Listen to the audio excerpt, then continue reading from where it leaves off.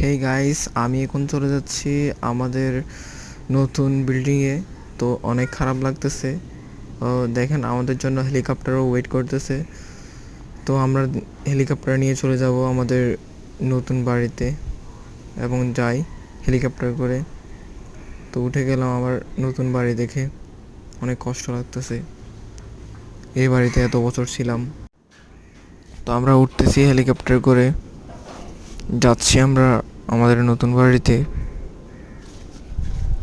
প্রায় 2-3 ঘন্টা উড়াউড়ির পরে আমরা প্রায় চলে এসেছি কাছাকাছি, আমাদের অনুমান করতেছি আমরা।